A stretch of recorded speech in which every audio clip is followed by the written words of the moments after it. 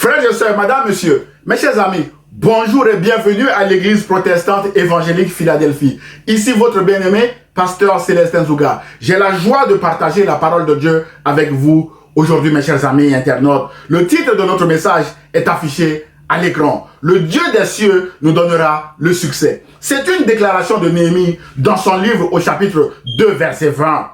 Mon frère et ma soeur, beaucoup d'hommes et de femmes sont à la recherche effrénée du succès dans ce monde, parfois même au prix de leurs âmes en prenant des raccourcis proposés par le diable sans savoir que le véritable succès vient de Dieu. Mon frère, ma soeur, mes chers amis internautes, peut-être que ce matin, vous êtes à la recherche du succès dans votre travail, dans votre mariage, dans votre ministère, dans votre vie ou dans la vie de vos enfants. Ce matin, je vous propose une étude de cas qui va nous permettre de voir les clés du succès dans un projet. Mes chers amis, il s'agit du projet de reconstruction des murailles de Jérusalem en ruine après le retour des exilés de Babylone à Jérusalem et dont Néhémie était en charge, mes bien-aimés dans le Seigneur. C'est dans le cadre de ce projet que Néhémie a déclaré en réponse au mépris et aux agissements de ses ennemis que le Dieu des cieux nous donnera le succès, mes bien-aimés dans le Seigneur. Ainsi donc, 2 points seront abordés dans ce message.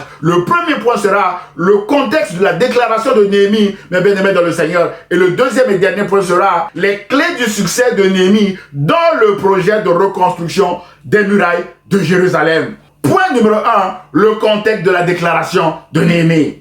Mes chers amis internautes, frères et sœurs, le péché est une rébellion contre Dieu. Et cette rébellion nous éloigne de la présence de Dieu. C'est le cas du peuple de Dieu, mes bien-aimés dans le Seigneur. Après sa sortie d'Égypte, le peuple s'était rébellé contre Dieu en se livrant à l'idolâtrie et bien d'autres pratiques abominables, mes bien-aimés dans le Seigneur. Le peuple va subir 2 déportations et se retrouver en captivité à Babylone pendant 70 ans. Une longue période de sanctions décrétée par Dieu lui-même en Jérémie 29, verset 10, où il est écrit « Dès que 70 ans seront écoulés pour Babylone, je me souviendrai de vous et j'accomplirai à votre égard ma bonne parole en vous ramenant dans ce lieu. » Mes chers amis internautes, frères et sœurs, le peuple de Dieu a souffert dans sa chair pendant cet exil babylonien en bravant la moquerie de ses oppresseurs. Le psalmiste nous en fait écho dans le psaume 137 où nous lisons que sur le bord des fleuves de Babylone, nous étions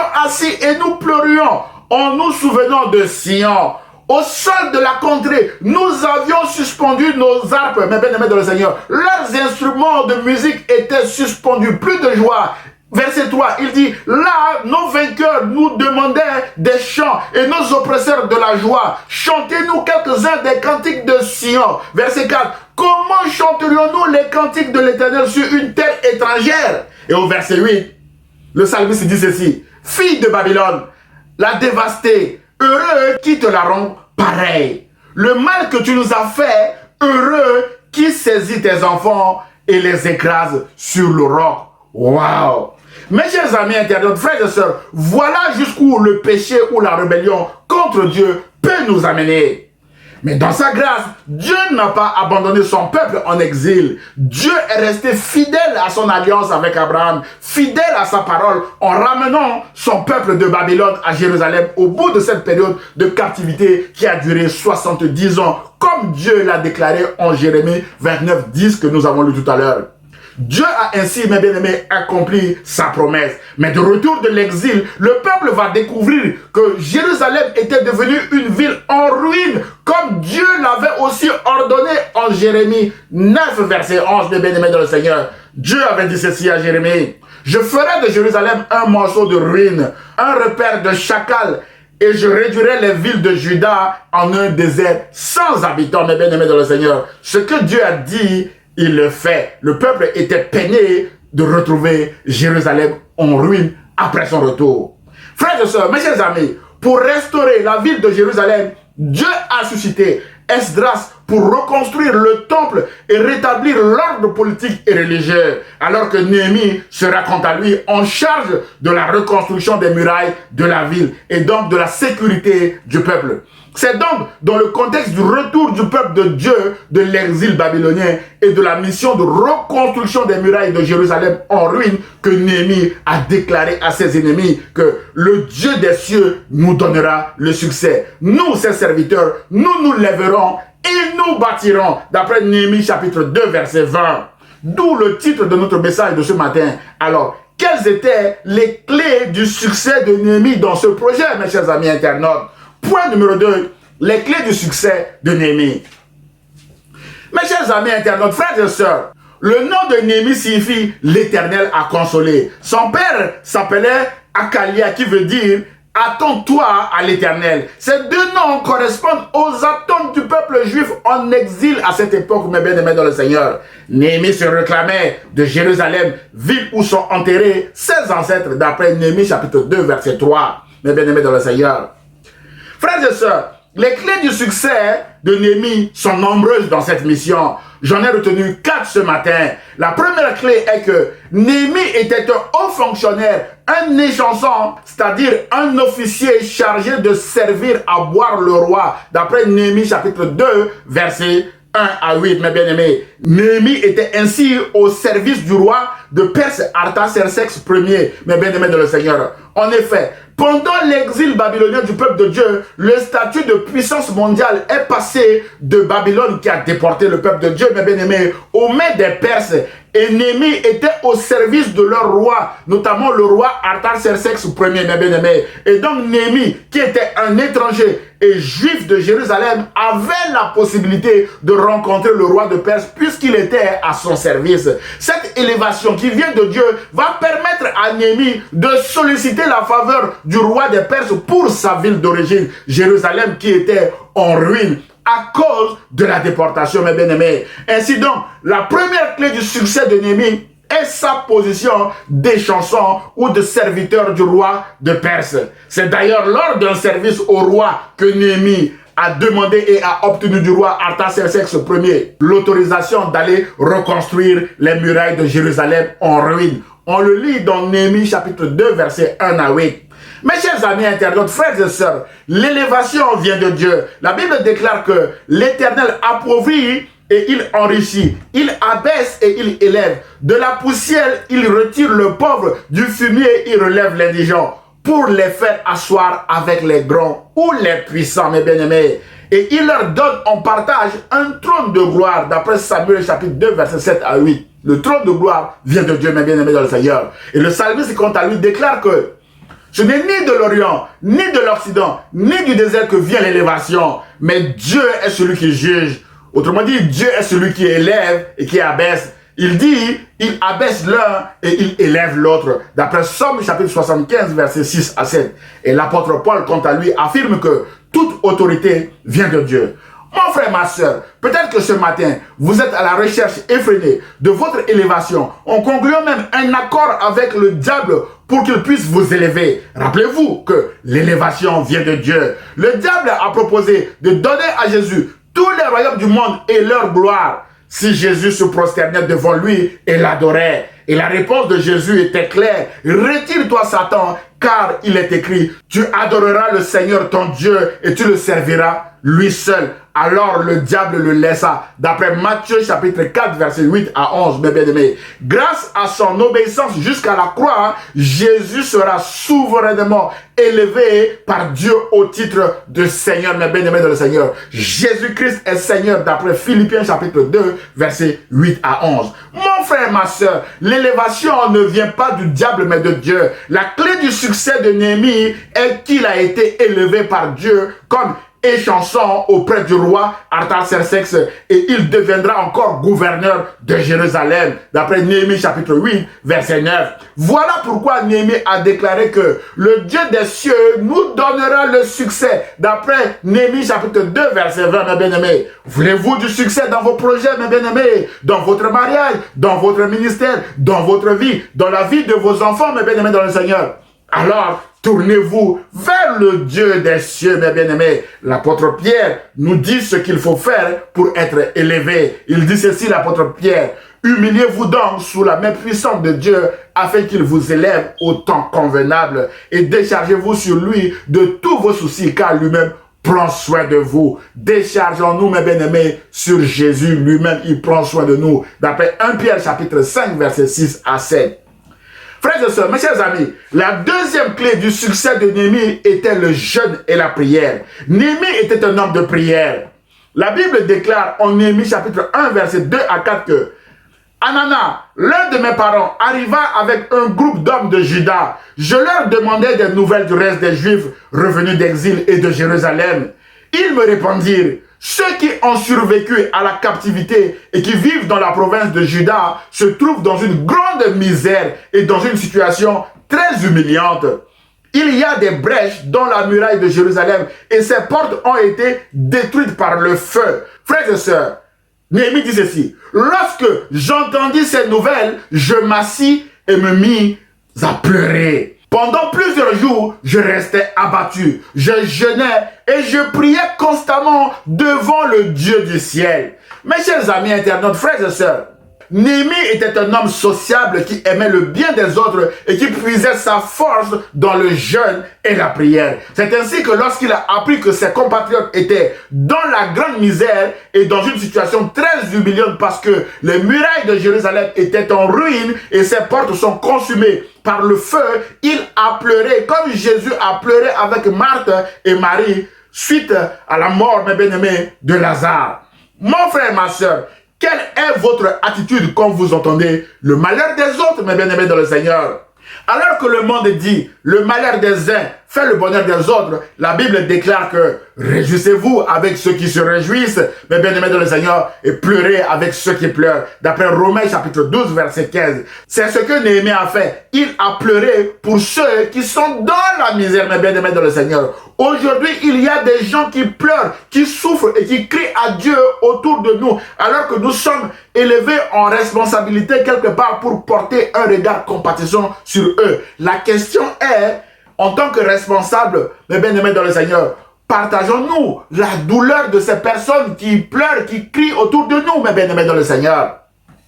Frères et sœurs, la deuxième clé du succès de Néhémie était le jeûne et la prière pour les autres, mes bien-aimés. Tout le chapitre 1er du livre de Néhémie est consacré à sa prière avant toute action, mes bien-aimés dans le Seigneur. L'apôtre Paul dit aux Thessaloniciens, priez sans cesse, d'après 1 Thessaloniciens chapitre 5, verset 17. Mon frère, ma soeur, mes chers amis internautes, voulez-vous du succès dans vos projets, dans votre mariage, dans votre vie, dans la vie de vos enfants, dans votre ministère comme moi? Priez sans cesse, mes bien-aimés dans le Seigneur. Jésus a dit à ses disciples en Matthieu chapitre 26 verset 41 que veillez et priez afin que vous ne tombiez pas dans la tentation. Mes chers amis internautes, veillons et prions, mes bien-aimés dans le Seigneur, pour nos ministères, pour nos projets, pour notre famille. Mes chers amis internautes, la troisième clé du succès de Néhémie est son audace et son courage. Alors que Néhémie était abattu par la mauvaise nouvelle de la misère de ses compatriotes rentrés à Jérusalem, mes bien-aimés dans le Seigneur, qui était devenue une ville en ruine avec les portes à feu, Néhémie, de mauvaise mine, continuait de servir le roi Artaxerxès, mes bien-aimés dans le Seigneur. C'est ainsi que le roi va remarquer sa mauvaise mine et va ouvrir une discussion avec Néhémie en lui posant des questions en Néhémie chapitre 2, versets 2 à 6. Mes bien-aimés dans le Seigneur. Le roi dit ceci à Néhémie. Pourquoi as-tu mauvaise mine, Néhémie? Tu ne me sembles pourtant pas malade. Ce ne peut être qu'un chagrin de cœur. Je fus saisi d'une grande crainte, dit Néhémie. Mais je lui dis que l'empereur vive toujours. Comment n'aurais-je pas un air triste alors que la ville où sont enterrés mes ancêtres est en ruine et que ses portes ont été détruites par le feu? Alors l'empereur me demanda, que veux-tu donc, Néhémie? J'adressai une prière au Dieu du ciel. Néhémie prie d'abord avant de répondre, mes bien-aimés dans le Seigneur, au roi. Et il dit ceci, je répondis à l'empereur. Si tel est le bon plaisir de l'empereur, et si tu agrées ton serviteur, veille m'envoyer en Juda, dans la ville où mes ancêtres sont enterrés, pour que je puisse la rebâtir. L'empereur qui avait l'impératrice assise à ses côtés me demanda alors, combien de temps durera ton voyage et quand seras-tu de retour? L'empereur accepta donc de me laisser partir, dit Néhémie, et je lui indiquai un délai. Mes chers amis internautes, c'est en bravant la crainte avec audace et beaucoup de courage au verset 3 que Néhémie a exposé son problème au roi Artaxerxès, mes bien-aimés dans le Seigneur, et a obtenu l'autorisation d'aller reconstruire les murailles de Jérusalem qui pouvaient devenir même une source de déstabilisation encore du pouvoir du roi Artaxerxès, mes bien-aimés dans le Seigneur. Autrement dit, la situation de Néhémie était celle-ci, mes bien-aimés dans le Seigneur. Vous servez le roi de Perse comme étranger et vous lui demandez l'autorisation d'aller reconstruire la ville dont vous êtes originaire afin que votre ville à vous, votre ville natale, devienne aussi forte que la ville du roi. Voilà le risque que Néhémie a pris dans sa conversation avec le roi Artaxerxès, mes bien-aimés dans le Seigneur. La clé du succès ici est encore la prière. Nous avons vu que Néhémie a d'abord prié avant de répondre à la question du roi, mes bien-aimés dans le Seigneur, d'après les versets 4 et 5 que nous venons de lire. Et Néhémie a obtenu la réponse favorable à sa prière avec l'accord du roi, mes bien-aimés dans le Seigneur. Mon frère, ma soeur, sans l'audace et le courage, nous ne pouvons pas avancer dans la vie, dans notre ministère ou dans nos projets. Soyons audacieux et courageux comme Néhémie qui a eu l'audace et le courage de demander au roi Artaxerxès l'autorisation d'aller reconstruire sa ville qui pouvait même devenir une ville concurrente et source de déstabilisation du roi Artaxerxès, mes bien-aimés dans le Seigneur. La quatrième et dernière clé du succès de Néhémie, mes bien-aimés dans le Seigneur, était sa détermination, sa bonne capacité à mobiliser les autres et à résister aux méchants. Mes chers amis internautes, nous avons vu qu'après avoir longuement prié, Néhémie a obtenu l'autorisation du roi Artaxerxès pour aller reconstruire les murailles de Jérusalem en ruine, d'après le chapitre 1er et le chapitre 2. Même si ce projet était approuvé par Dieu, Néhémie va essuyer une opposition farouche des méchants, mes bien-aimés dans le Seigneur. Mais la bonne nouvelle est que Néhémie n'a pas abandonné son projet à cause des oppositions des méchants. Sa détermination et sa capacité à mobiliser ses compatriotes lui ont permis de résister aux méchants et d'aller jusqu'au bout de son projet. Alors, quelles étaient les oppositions auxquelles Néhémie a dû faire face dans ce projet de reconstruction, mes bien-aimés dans le Seigneur, des murailles de Jérusalem?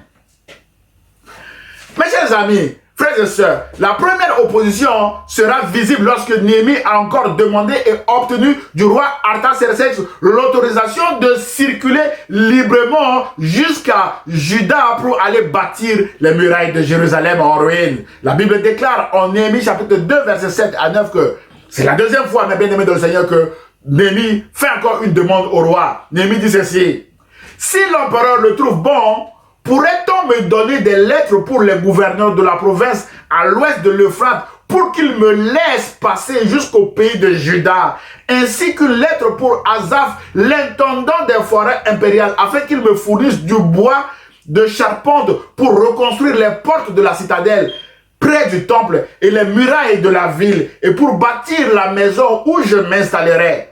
Réponse du roi: l'empereur me procura ces lettres, car mon Dieu agissait avec bonté en ma faveur. Verset 9, je me rendis auprès des gouverneurs des provinces à l'ouest de l'Euphrate et je leur remis les lettres de l'empereur. L'empereur m'avait fait escorter par des officiers de l'armée et par des cavaliers. Il a été même escorté, Néhémie, mes bien-aimés dans le Seigneur.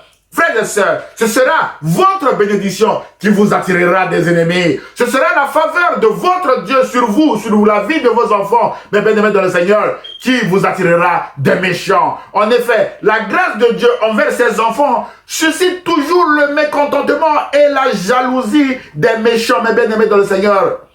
C'est le cas dans ce récit. Après avoir tout obtenu du roi Artaxerxès, qui a toujours dit oui, oui et oui à Néhémie, mes bien-aimés dans le Seigneur, voici la réaction des méchants. Au verset 10, il est écrit ceci: Quand Sambala, le Horonite, et Tobia, le fonctionnaire ammonite, apprirent mon arrivée, c'est-à-dire l'arrivée de Néhémie à Jérusalem, ils furent très mécontents que quelqu'un soit venu pour œuvrer au bien des Israélites. Mes chers amis internautes, les jaloux seront toujours mécontents de notre ministère, mécontents de notre projet, mécontents de notre famille, mécontents de notre mariage, mécontents de notre travail ou encore mécontents de toute entreprise que Dieu nous met à cœur d'accomplir pour son royaume. Mais la bonne nouvelle est ce que Néhémie a déclaré au verset 8, que la bonne main de Dieu est sur moi. Mon frère, ma soeur, la bonne main de Dieu est sur vous, la bonne main de Dieu est sur moi. Et Néhémie avance, mes bien-aimés dans le Seigneur. Avançons également comme Néhémie. Alors, soyons déterminés, mes bien-aimés dans le Seigneur, et avançons dans nos projets comme Néhémie, car Dieu est fidèle et ne nous abandonnera jamais, mes bien-aimés dans le Seigneur. Ne nous laissons pas distraire par les méchants, car Dieu lui-même s'occupera de mes bien-aimés dans le Seigneur. Frères et sœurs, mes chers amis internautes, Néhémie arrive à Jérusalem. Il avance, mes bien-aimés dans le Seigneur, et témoigne cette fois-ci de la grandeur de Dieu en racontant à ses compatriotes comment la main puissante de Dieu était sur lui avec les faveurs obtenues de la part du roi Artaxerxès pour la reconstruction des murailles de Jérusalem.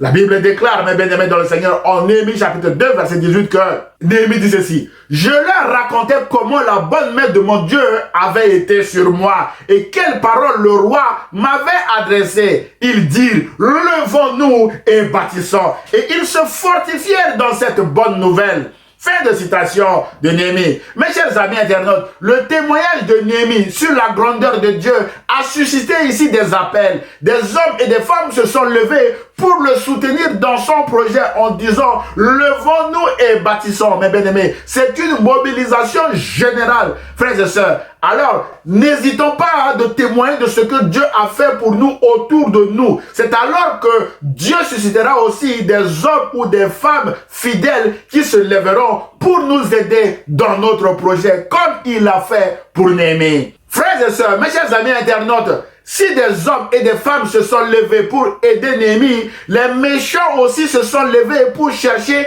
à détruire l'œuvre, mes bien-aimés dans le Seigneur. La Bible déclare en Néhémie chapitre 2, verset 19 que Sambala, toujours les mêmes, Sambala le Horonite, Tobija, le serviteur ammonite, et Gesham, l'arabe, en ayant été informés, se moquèrent de nous et nous méprisèrent. Frères et sœurs, mes chers amis internautes, l'œuvre de Dieu commence souvent avec un homme ou une femme méprisé. C'est ainsi que les méchants se moqueront de nous. Ils nous mépriseront parce que pour eux, nous ne sommes pas qualifiés. Mais la bonne nouvelle est que Dieu n'appelle pas les qualifiés, mais qualifie lui-même ceux qu'il appelle au ministère. Alors avançons dans nos projets malgré le mépris ou la moquerie des méchants. C'est ce que Néhémie a fait en répondant à ces méchants. Il dit ceci: le Dieu des cieux nous donnera le succès. Nous, ses serviteurs, nous nous lèverons et nous bâtirons. D'après Néhémie chapitre 2, verset 20. Et Néhémie a avancé dans son projet jusqu'à la fin, mes bien-aimés, en bravant le mépris de ces méchants.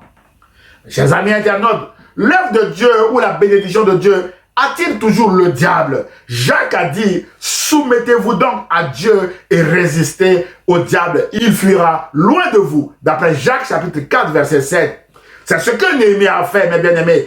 Néhémie a résisté aux méchants en continuant les travaux et les murailles de Jérusalem sont maintenant élevées, mes bien-aimés dans le Seigneur. La Bible déclare en Néhémie chapitre 3, verset 33 à 35, mes bien-aimés dans le Seigneur, que lorsque Sambala, toujours le même, lorsque Sambala apprit que nous rebâtissons la muraille, il fut très mécontent et se mit violemment en colère. Il se moqua des Juifs en disant devant ses compatriotes et devant l'armée de Samarie, qu'est-ce que ces minables Juifs veulent donc faire? Tobia, toujours le même encore, l'ammonite qui se tenait à ses côtés, ajouta, ils n'ont qu'à bâtir. Si un renard s'élance contre leur muraille de pierre, il la brisera. Waouh! Quelle jalousie, mes bien-aimés dans le Seigneur!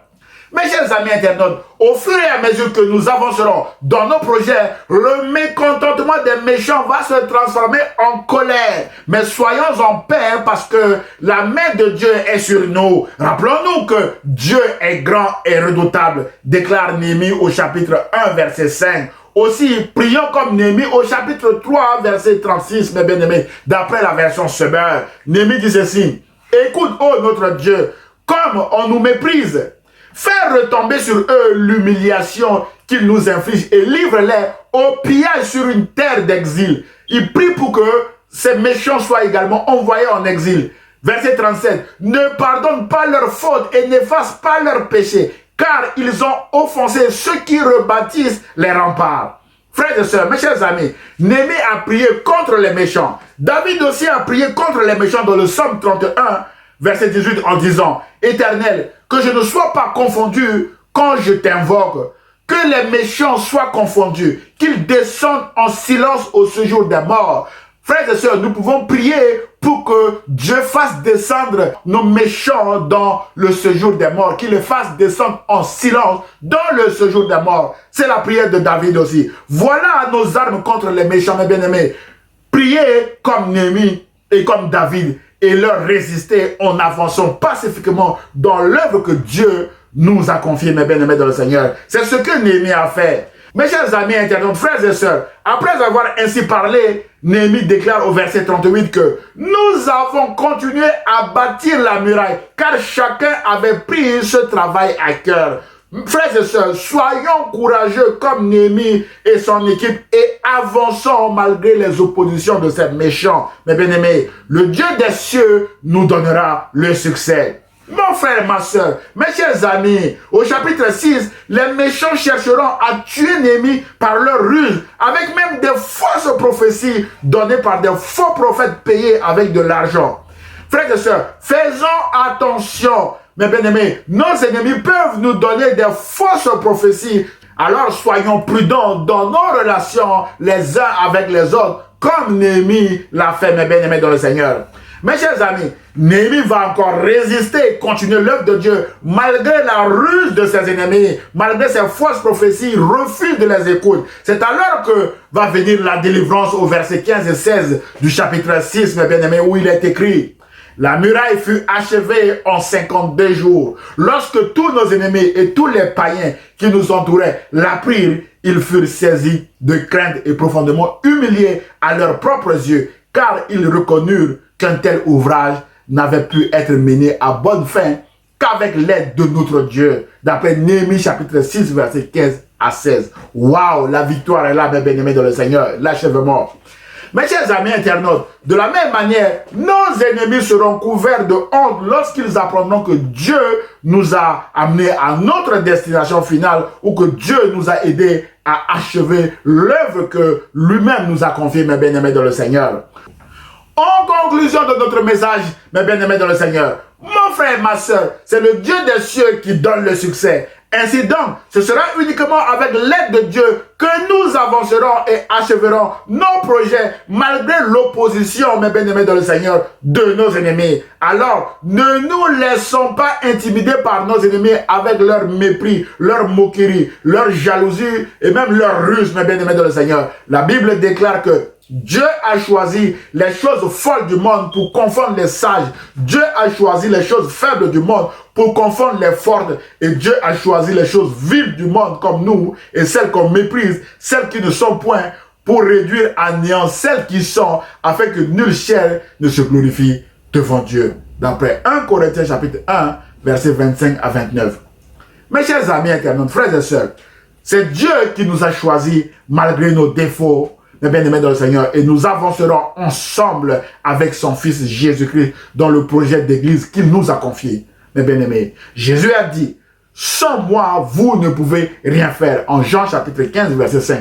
Sous-entendu, sans Jésus, il n'y a pas de succès, mes chers amis internautes. Aussi, rappelons-nous, mes bien-aimés dans le Seigneur, des clés du succès que nous venons de voir ce matin, à savoir l'élévation qui vient de Dieu, le jeûne et la prière, comme Néhémie, mes bien-aimés dans le Seigneur, avant toute action, frères et sœurs. Enfin, soyons audacieux et courageux et déterminés, comme Néhémie, mes bien-aimés dans le Seigneur. C'est alors que nous aurons le succès dans nos projets, dans notre famille, dans notre travail, dans notre mariage, mes bien-aimés dans le Seigneur. J'ose espérer que ce message vous a fait du bien. Alors, aimez-le, commentez-le et partagez-le, mes bien-aimés dans le Seigneur, à vos proches. Que Dieu vous bénisse. Prions le Seigneur. Seigneur Jésus, tu as dit que sans toi, nous ne pouvons rien faire. Aide-nous, Seigneur, à avoir le succès dans nos entreprises, dans nos ministères, dans nos familles, afin que nous puissions témoigner de ta grandeur, comme Néhémie nous a témoigné ce matin que c'est toi, le Dieu des cieux, qui donne le succès. Et je prie au nom de Jésus, et le peuple de Dieu répond Amen.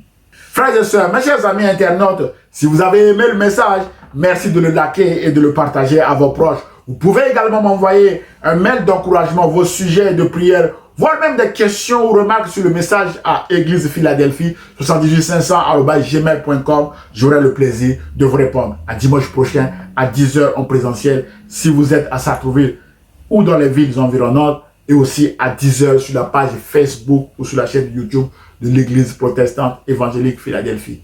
Et ce, si Dieu le veut, mes chers amis. À très bientôt. Au revoir.